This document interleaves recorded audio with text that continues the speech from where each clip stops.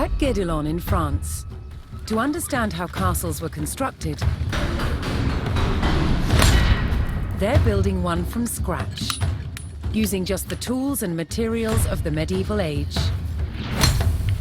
It's a 25-year project, the world's biggest archaeological experiment.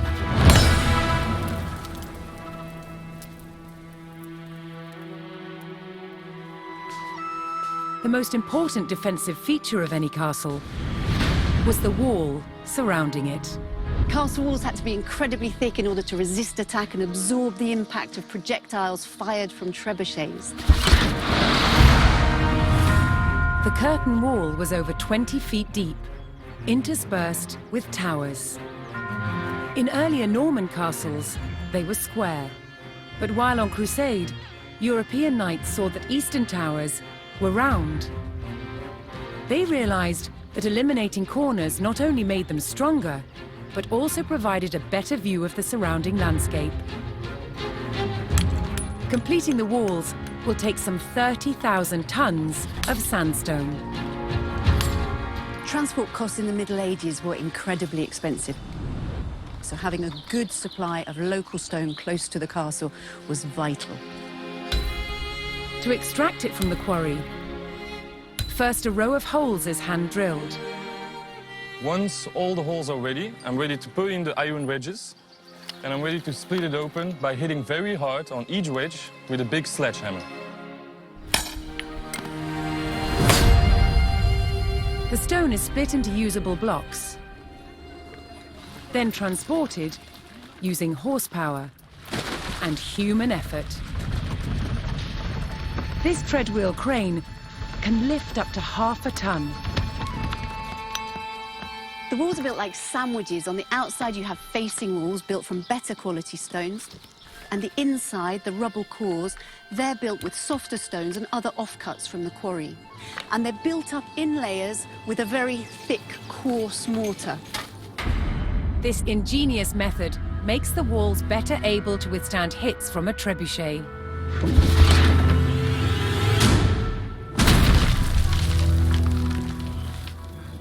Sandstone is too hard to be carved into intricate windows, vaults, and steps. Instead, softer, more expensive limestone is used. These sophisticated building techniques make castles the ultimate feats of medieval engineering. It's a testament to their construction that so many still stand today. One weapon more than any other dominated warfare in the Norman period: the crossbow.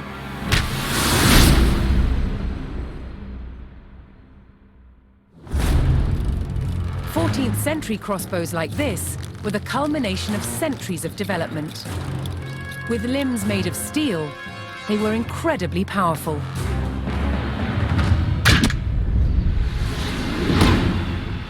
But earlier Norman crossbows had limbs made of wood. There was a limit to how powerful these wooden bows could be. So the idea that Norman crossbows were a powerful weapon is really a myth. Despite this, they were effective at medium range, and that was enough in battle. Drawing the bow repeatedly took a lot of strength. Thankfully, help was at hand. A crossbowman spanned his weapon with a device called a belt and claw. This gave him extra leverage, allowing him to use his back and legs to draw the string.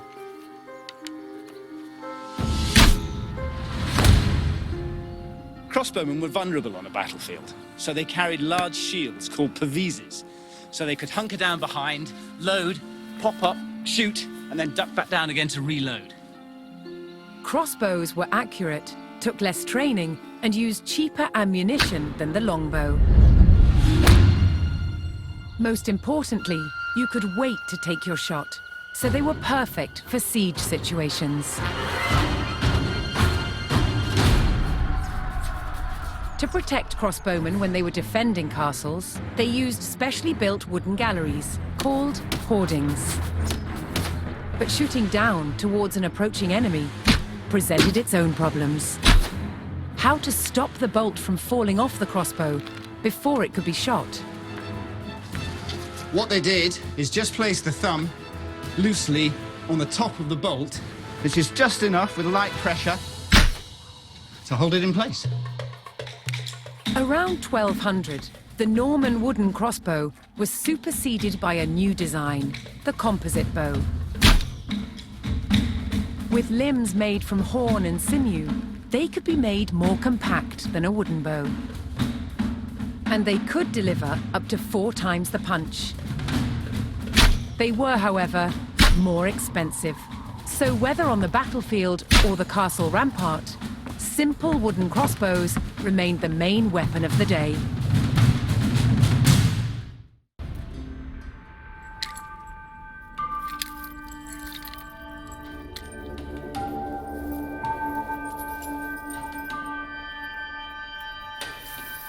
By 1100, the medieval knight was dressed from head to toe in mail.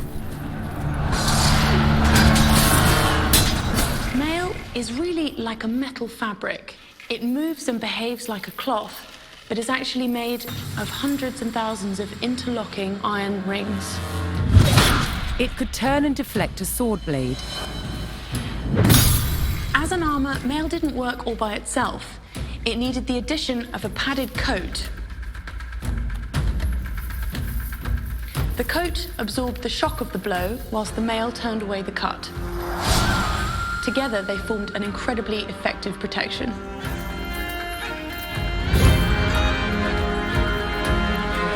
The first stage in making mail was to create wire to the right thickness. To do this, it was pulled through a drawing plate, which had a series of ever smaller holes, until you got wire of the desired gauge. To make the rings, we wind the wire onto a mandrel. And then we take it off the mandrel and cut the rings.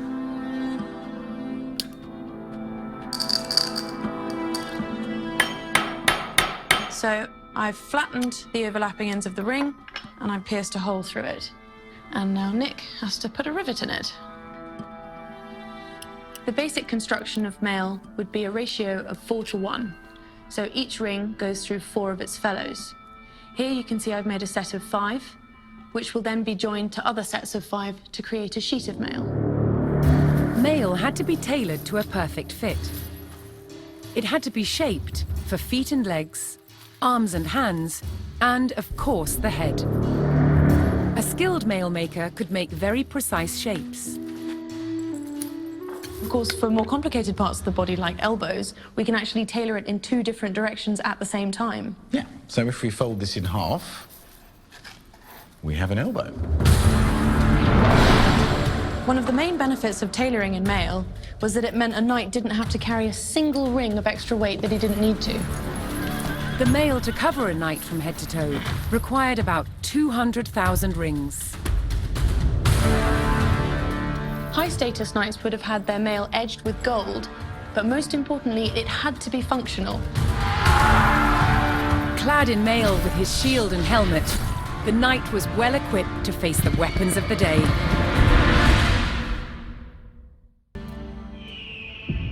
Norman domination over England was marked by their imposing castles and new laws. But one passion of theirs also impacted the land: hunting.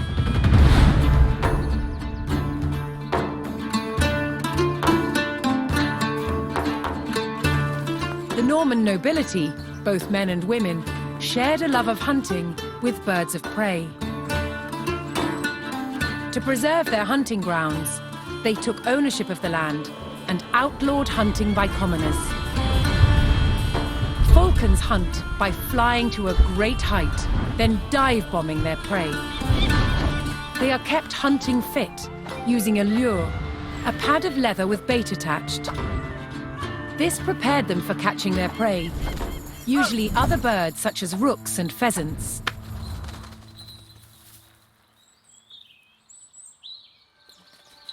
While out hunting, a falcon might give chase to its prey far from the party. So, riders would follow them cross-country on horseback to witness the action. After a falcon had caught its prey, it was fed and would not fly again that day. This meant many birds had to be taken on a hunt to keep the nobility entertained.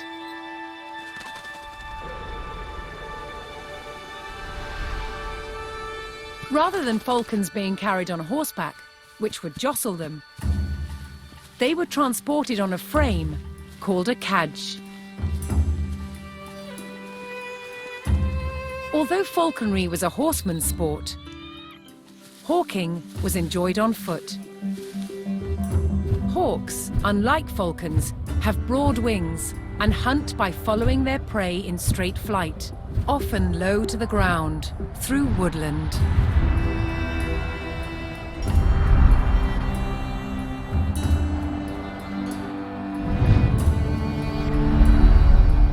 Hunting by sight, a falcon's vision is highly developed. When not hunting, they were kept calm by putting on a leather hood. The darkness stopped them becoming overstimulated and restless. Lords of the sky, controlled by the lords of the land. Falcons and hawks were symbols of power and status. They were central to Norman identity. A counterweight trebuchet was the king of all siege engines. A catapult capable of smashing down castle walls from great distances.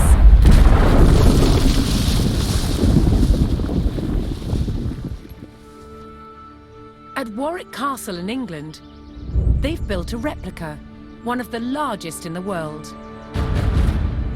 Originating in 7th century China, by the 13th century, trebuchets had evolved into devastatingly powerful weapons.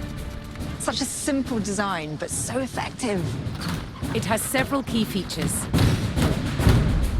A pivoted arm with a weight at one end, and a sling to hold the projectile at the other. To prime, the 6-ton weight is raised using tread wheels. So this is one of the wheels, one of two that's attached to an axle, which would lift the counterweight, weighing 6 tons. It's based on muscle power alone.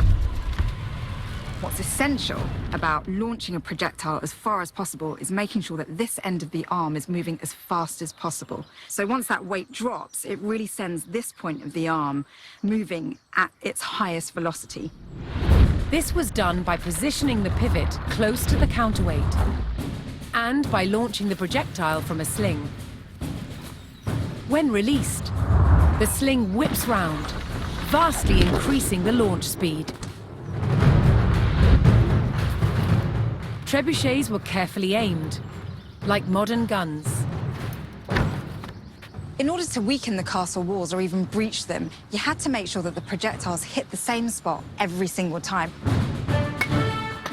For each projectile to follow the same trajectory, they all had to be the same weight and shape. To achieve this, masons used a gauge. Now I'm going to load this projectile into the sling. Oh, this one must weigh about 25 kilograms, but some projectiles can get up to 150 kilograms. That's the weight of 2 men. Trebuchets were also used to throw burning tar, beehives, even dead bodies. Anything to cause maximum distress to the enemy.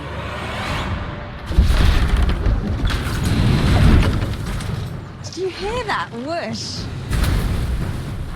It was the counterweight trebuchet's lethal combination of power and accuracy that made it the ultimate medieval siege weapon.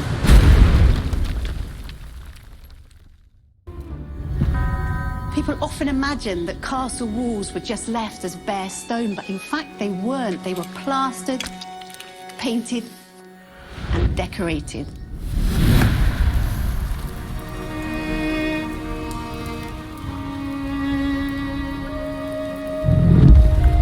The process of making medieval paint begins in a quarry.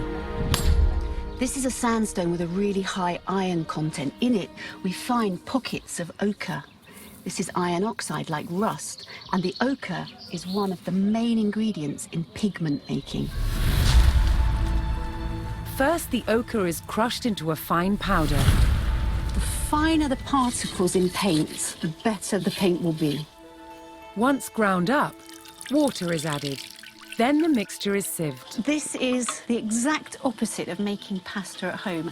At home, when you sieve your pasta, you then keep it for your meal. Here, what's going to end up in the sieve will be discarding.